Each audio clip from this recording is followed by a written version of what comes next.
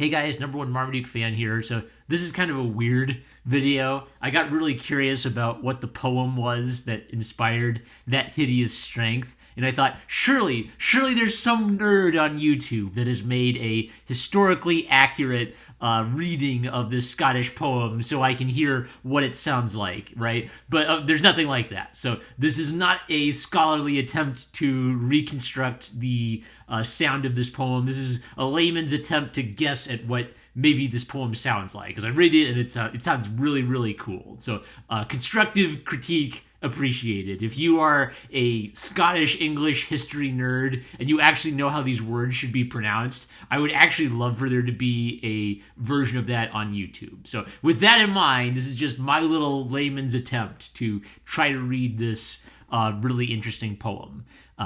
Mesopotamia, Babylon, the building of the Tower of Babel, and Confusion of Tongues by Sir David Lyndsay. So I'm not going to try on purpose to do a fake Scottish accent, but some of the words and the spellings really, really strongly suggest a old-timey Scottish accent. So here we go.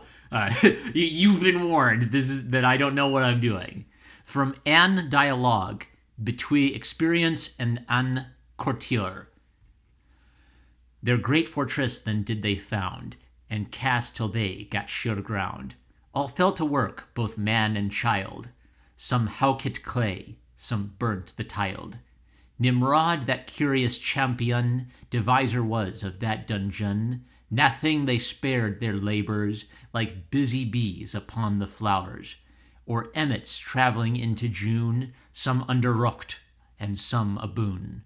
With strang ingenious masonry, upward their wark did fortify.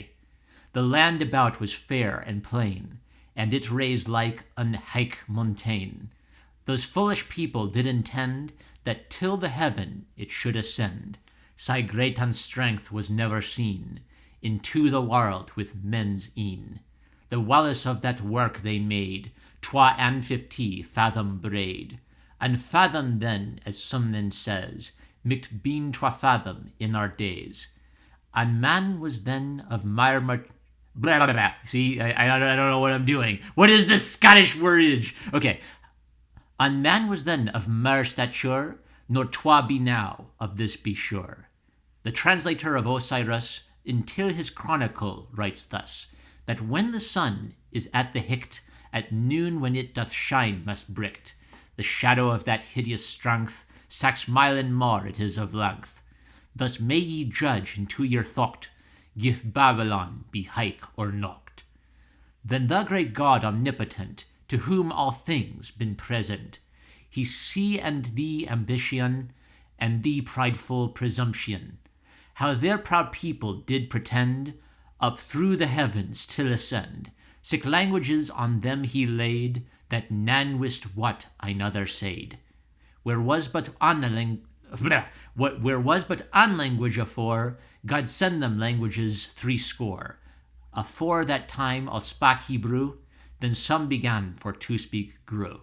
Some Dutch, some language Saracen, and some began to speak Latin.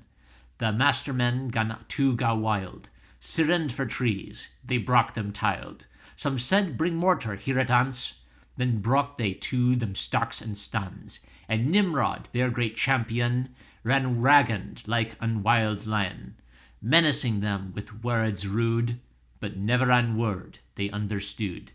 So, if that made you cringe and feel in pain, that's your call to arms, history nerds. Please, for the love of God, make a historically accurate reading of this poem. But this is my sad little C.S. Lewis nerd attempt at it. There you go. Love you guys. Catch you later.